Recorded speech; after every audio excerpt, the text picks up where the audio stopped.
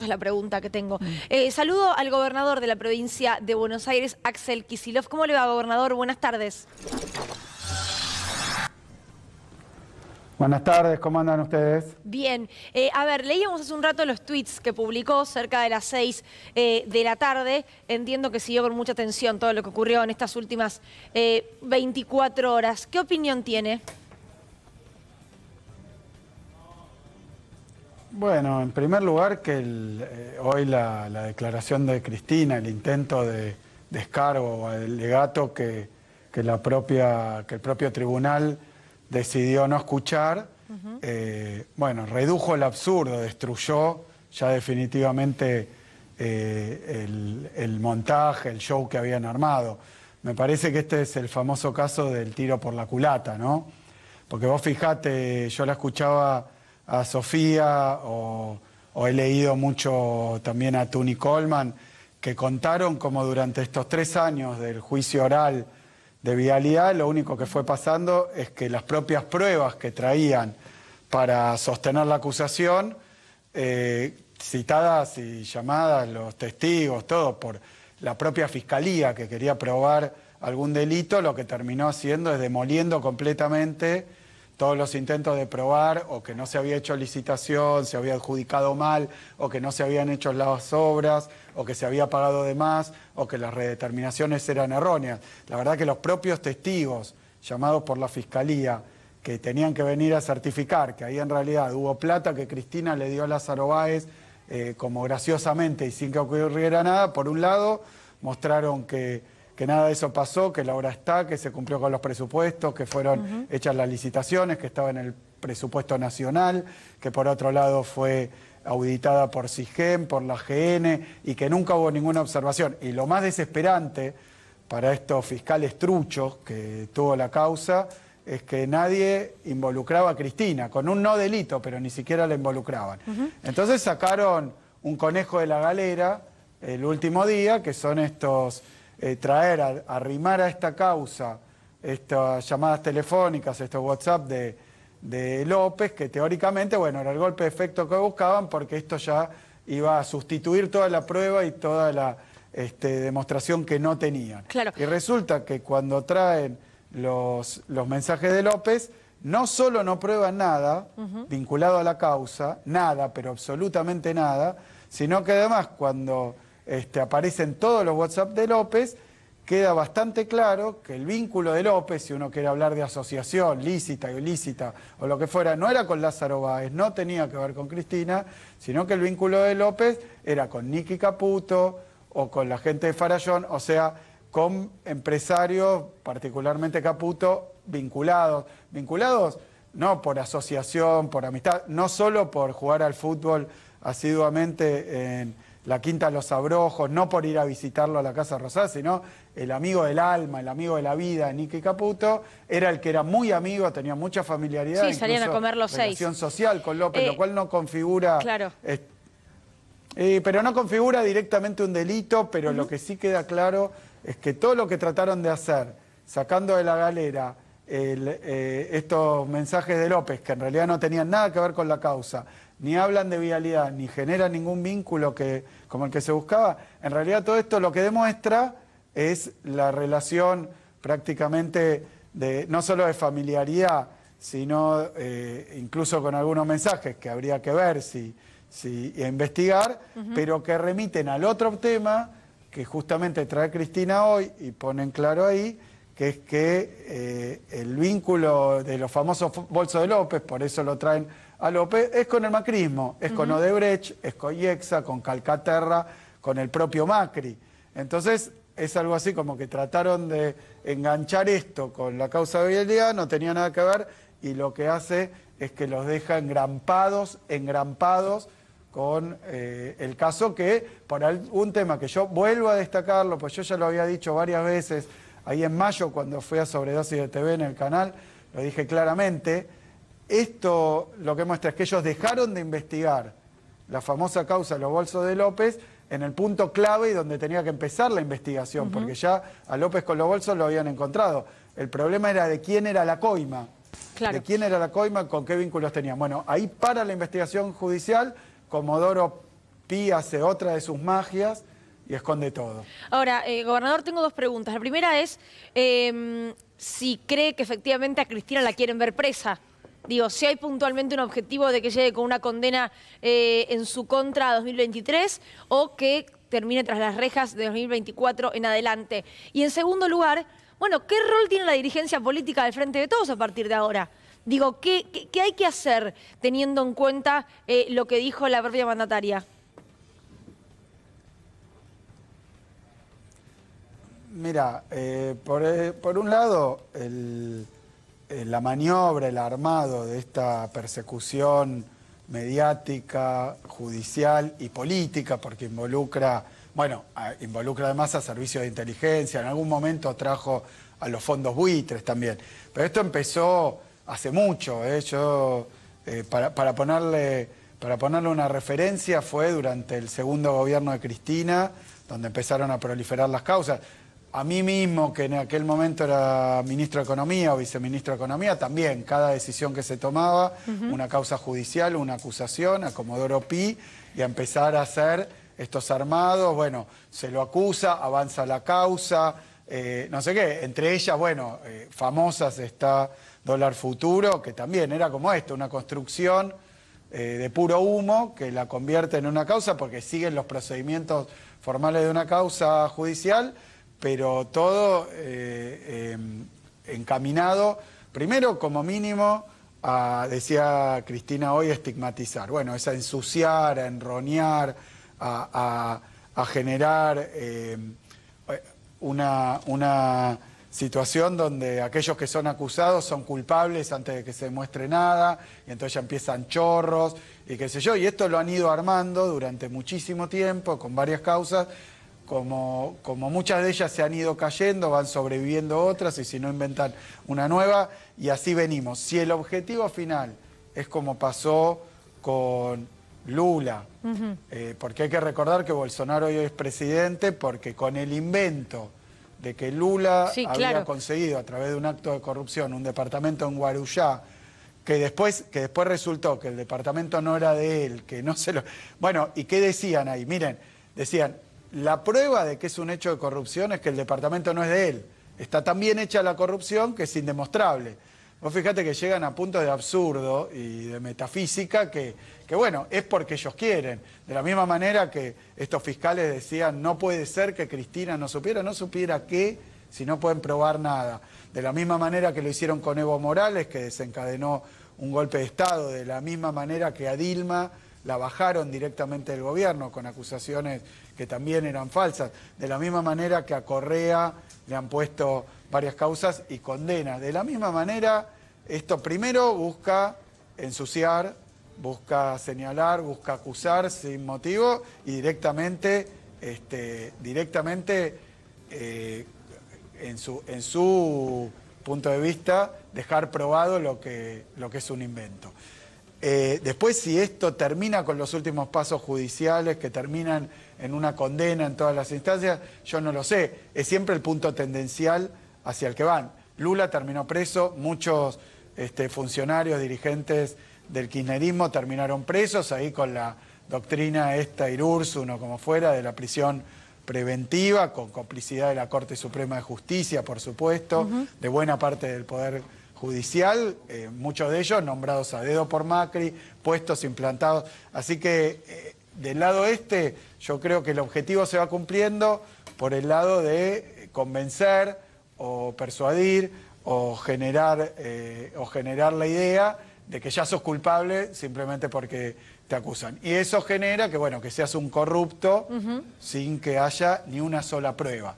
Ese ya es un objetivo porque es generar imagen negativa, restar votos. ¿Quién va a votar a alguien que presuntamente, digamos, pero según ellos seguro, robó, se robó un PBI, era amigo de tal, y esto todo sin comprobación? Eso de un lado. Hoy Cristina agregó un elemento que me parece importante, del lawfare en su versión argentina, que es, por un lado, ensuciar al peronismo, a los dirigentes del campo popular, al kirchnerismo, y por otro lado, de una manera tan ilegal, digamos, como el intento de culpabilizar, de la misma manera, es encubrir, cuidar, y directamente dejar absolutamente limpios en causas como peaje, como la causa que tiene que ver con el soterramiento, todo lo que tiene que ver con Odebrecht, que son varias, y así sucesivamente, el correo, bueno, todas causas, bueno, la propia,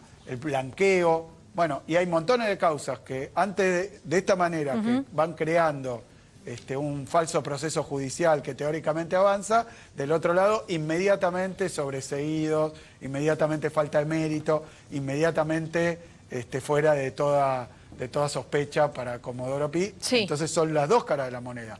Perseguir a unos e indultar a otros. Claro. Autoindultar a otros.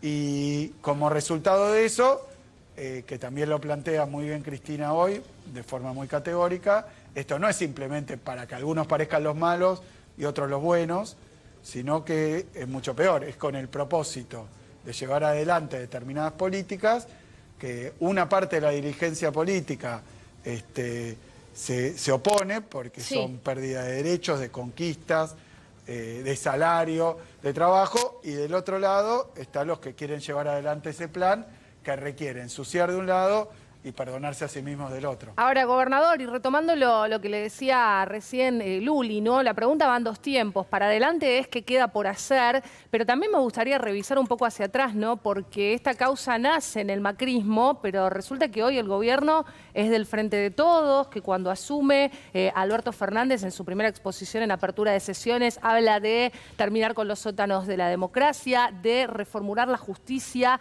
para que se termine este manoseo en lo que son los sorteos, de tribunales especiales que tenían que juzgar causas de corrupción. Nada de eso pasó y estamos llegando prácticamente a una condena que dice Cristina Fernández de Kirchner ya está firmada, ¿no? Pregunto, ¿qué pasó? ¿Dónde estuvo el principal de los obstáculos para que no se pudiera avanzar en ese sentido? Y para adelante, ¿qué le queda al Frente de Todos? Digo, porque incluso lo que se ve es movilizaciones espontáneas, pero que ni siquiera están demasiado contenidas por los dirigentes.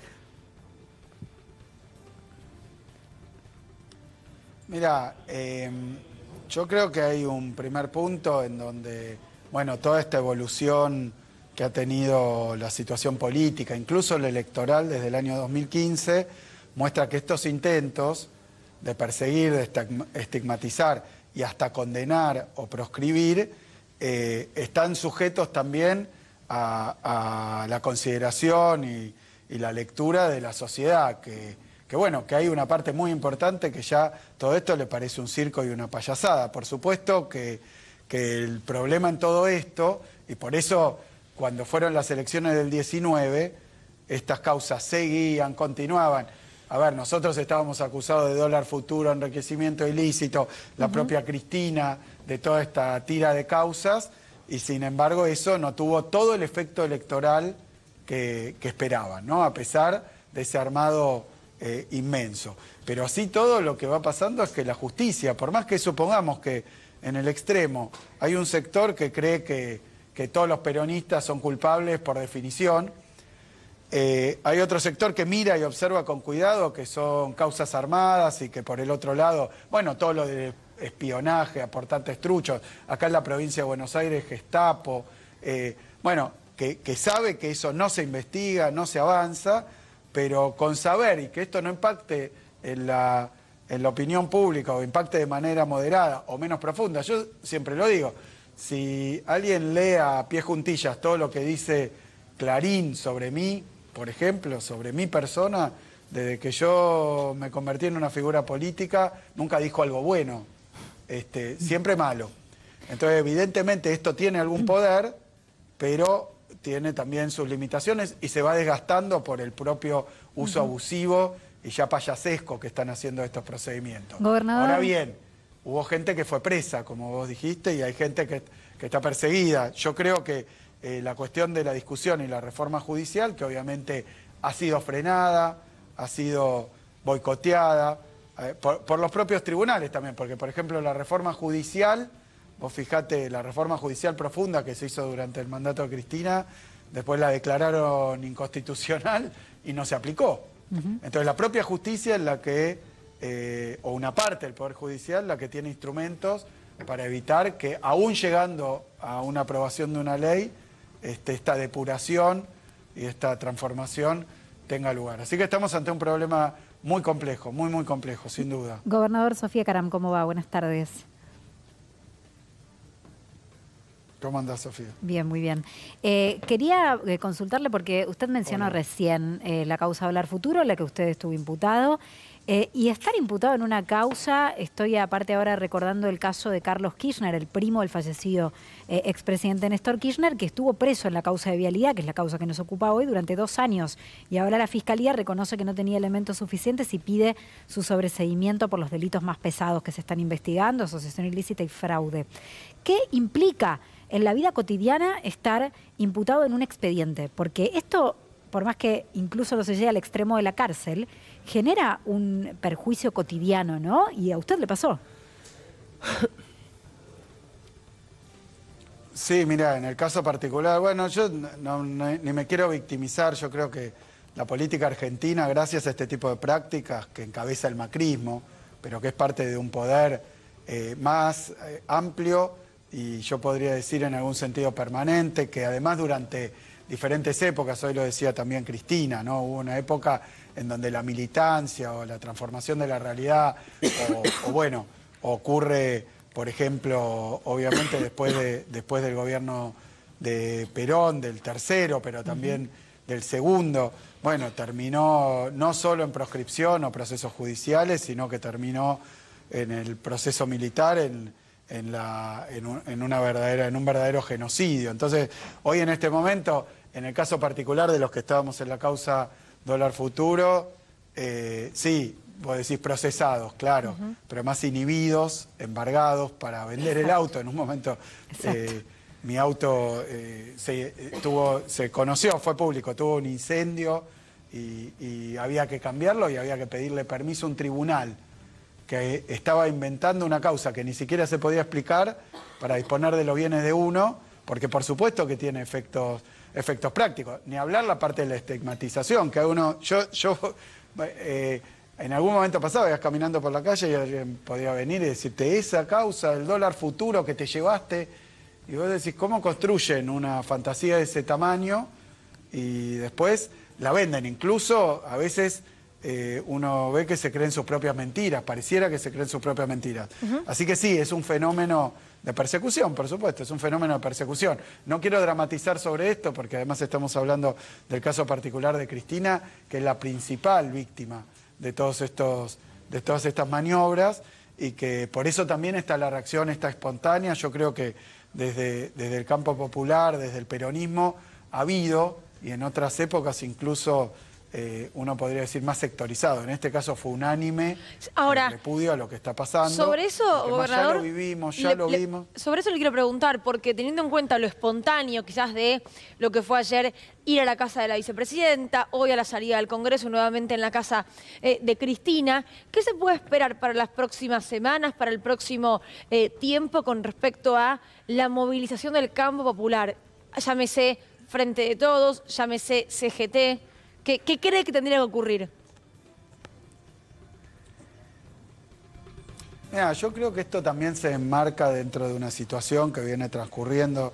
Yo le pongo una fecha particular, pero porque estoy atento a este tipo de cosas, que fue a principios de junio, que la Cunza, La Spina y Bullrich, concertadamente, salen a hacer una maniobra financiera de boicot, que fue decir que la deuda en pesos, que no es ni más ni menos que lo que viene desde la época de Macri, que es muy difícil de desarmar esos LELIQ, esos títulos públicos, ellos dicen, esto no se va a pagar.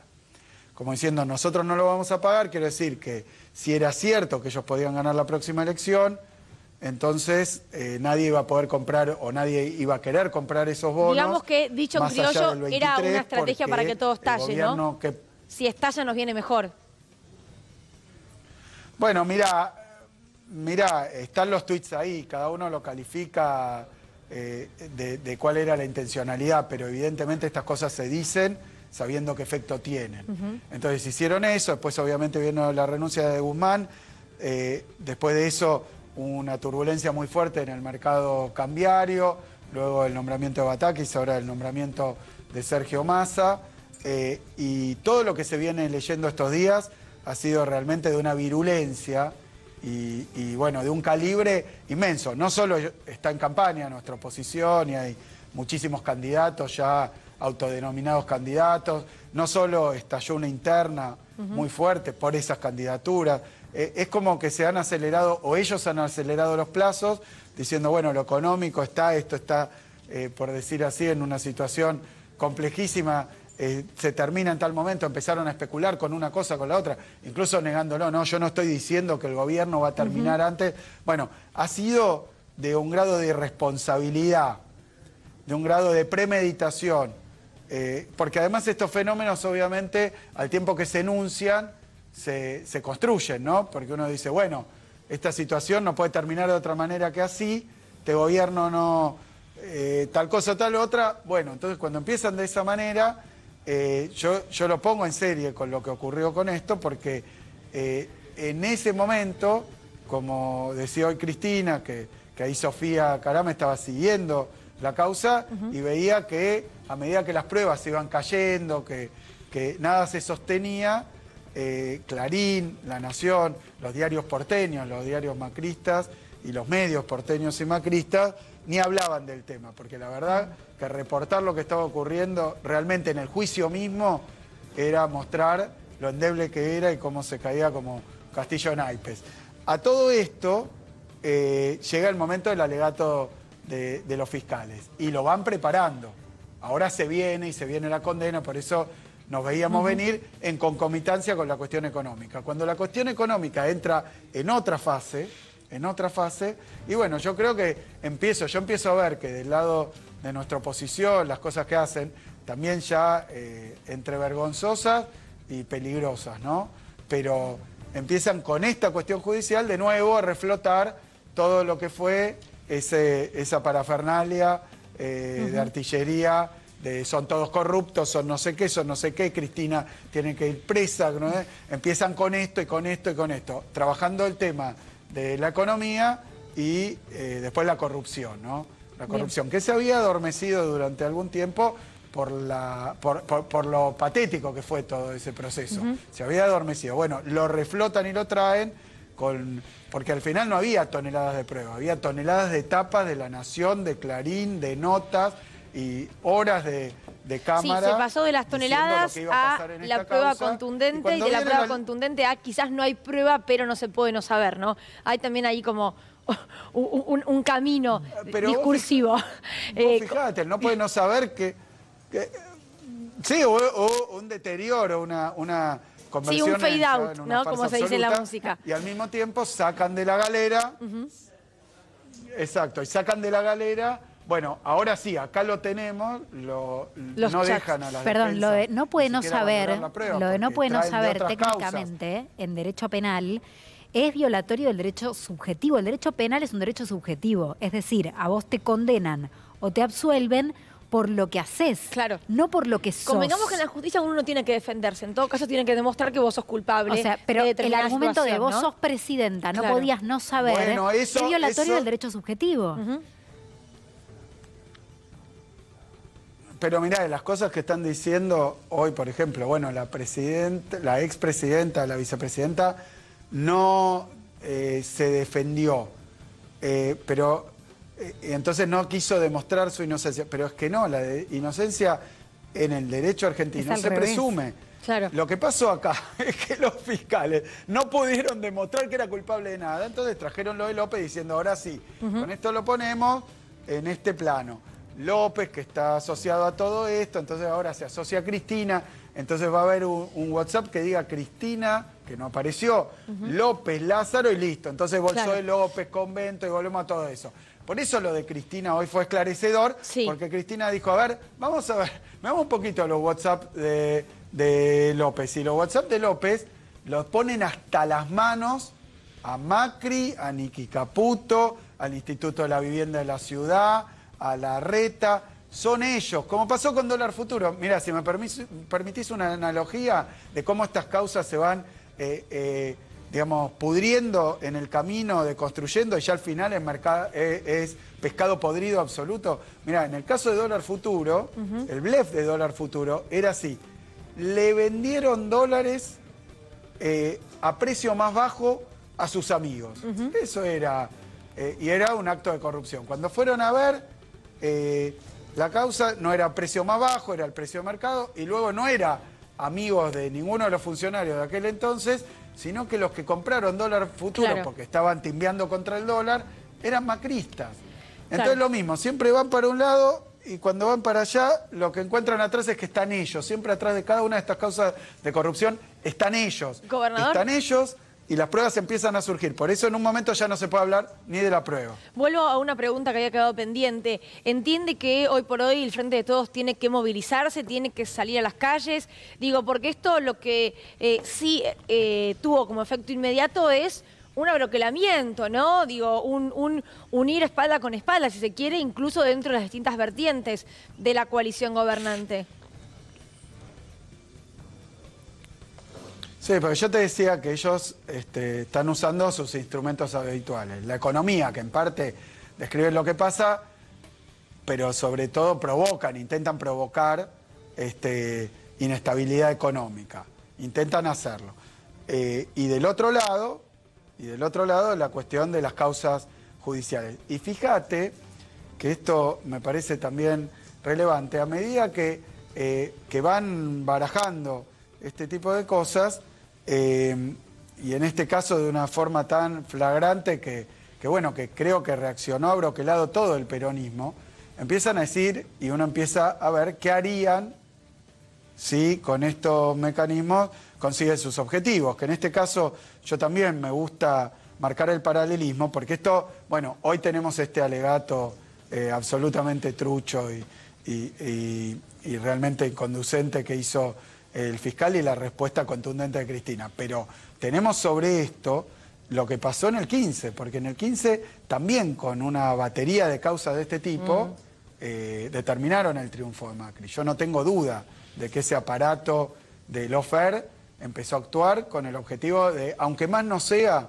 desprestigiar, ensuciar, que alguien diga, yo no puedo votar a una persona que hizo tal cosa. Cuando ese hizo tal cosa, se creía aprobado porque lo repetían de una manera insistente las tapas de los diarios macristas. Y luego, la campaña que hace el macrismo, perdón que con esto porque me parece que va a la cuestión política, la campaña que hace el macrismo en el 19 fue una campaña que nosotros denominamos estafa electoral. En aquel momento Macri se presenta a elecciones diciendo que va a haber un 82% móvil, ergo subir las jubilaciones, que va a sacar el impuesto a la ganancia, nadie en mi gobierno va a pagar el impuesto a la ganancia, podemos vivir mejor, la revolución de la alegría, que iba a subir los salarios, crear trabajo genuino, que no ibas a perder ningún derecho, que YPF, aerolíneas, etcétera, iban a permanecer mejor, no igual. Bueno, llega el gobierno con todo esto. Después gobiernan.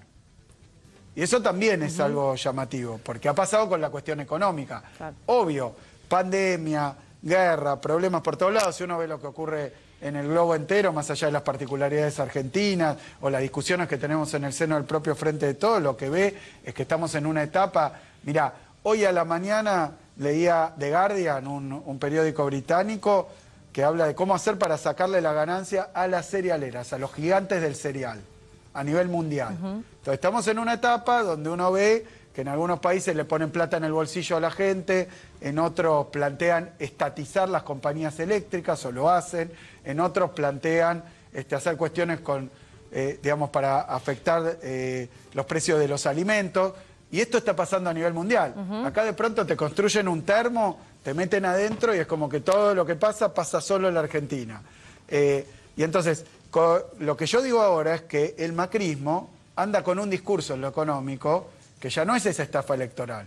Necesita, pareciera, decir, hay una crisis terminal, entonces las medidas que queremos tomar, cruentas, las medidas ahora impiadosas, estas medidas que ellos dicen más rápido y más profundo, es decir, todo lo que siempre trataron de hacer y que es su programa económico, que es su convicción económica, pero durante la etapa anterior comenzaron a hacer, sobre todo hasta la primera elección del 17, en el 16 muy fuerte, devalúan, abren la cuenta capital, comienzan el proceso de endeudamiento, pero después viene la elección, paran el tarifazo, ¿se acuerdan? Suspenden todo, van a esa elección con esto y termina la elección y Macri dice, ahora sí, reforma laboral, reforma electoral, reforma tributaria, ahora vamos por todo. Y bueno, pasa lo que pasa.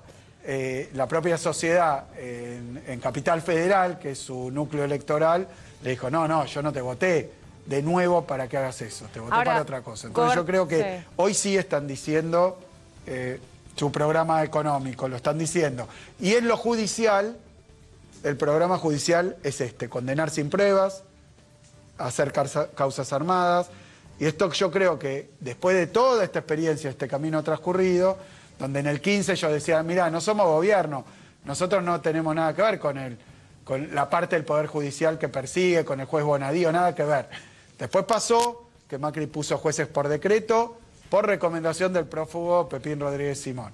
Después que en lugares claves, por ejemplo en este juicio, las apelaciones, van a ir a jueces también puestos por el propio Macri y del Deportivo Los Abrojos. O que jugaba el pádel La Rosado, que los iban a ver reiteradamente, o que hablaban con Patricia Bullrich después de una denuncia.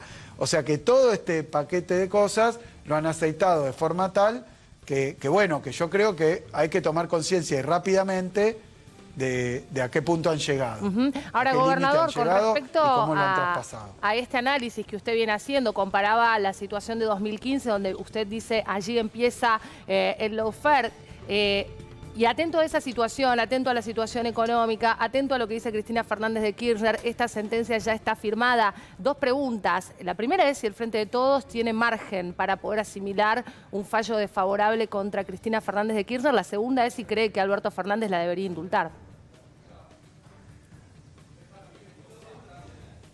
Mira, la verdad que hay que dejar que transcurran los acontecimientos. Mira, lo que yo escuchaba, por ejemplo, decir a la Nata, uno de los arietes de la persecución, bueno, lo que se equivocó Macri es en no poner presa a Cristina. Creo que dijo eso de manera directa. Es decir, que dentro de su fuerza política parece haber, primero da por hecho que Macri, durante su presidencia, era el que ponía presa a la dirigencia política opositora, no solo el que impulsaba las causas.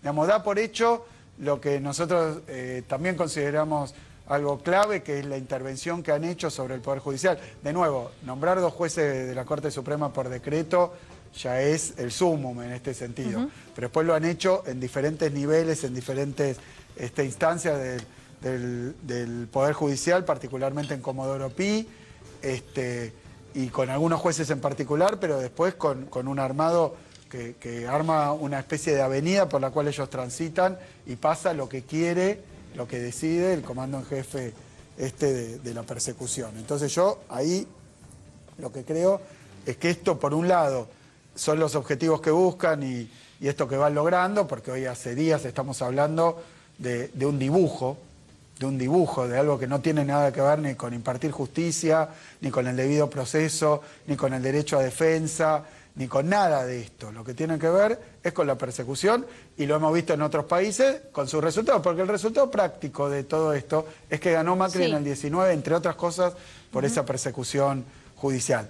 Así que yo lo que creo es que más allá de los pasos siguientes que no podría predecirlos, porque como ellos dicen, es como que se sientan a pensar qué nos conviene. ¿Qué nos conviene? ¿Meter preso a tal o a cual?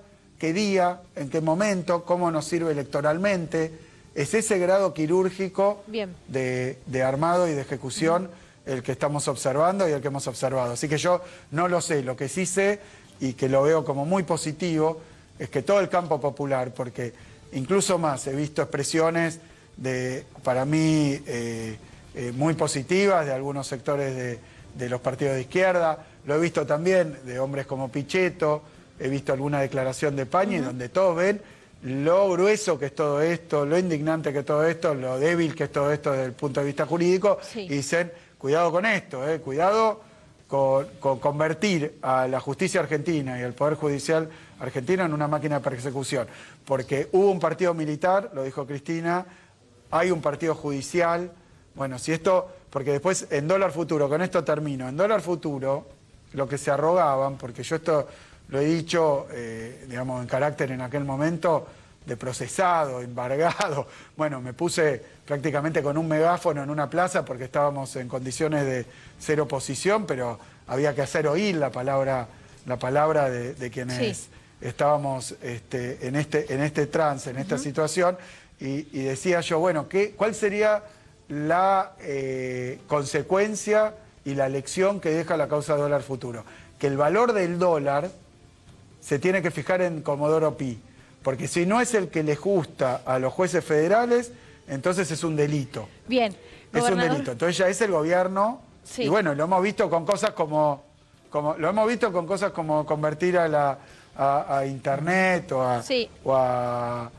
al servicio de telefonía móvil en un servicio público. Si no les gusta lo que resuelve el Poder Legislativo con sus leyes o el Poder Ejecutivo con sus decisiones, si no les gusta, lo paran y no se hace. Entonces ya es un grado superior también de la persecución. Porque y acá el final, prometo que es el final. Sí. Porque me van a matar a mí, ¿eh? Sí, perdón. O tiene que responder si tienen que indultarla. Claro. Gobernador, gracias por su favor. tiempo. No, gracias a ustedes. Gracias.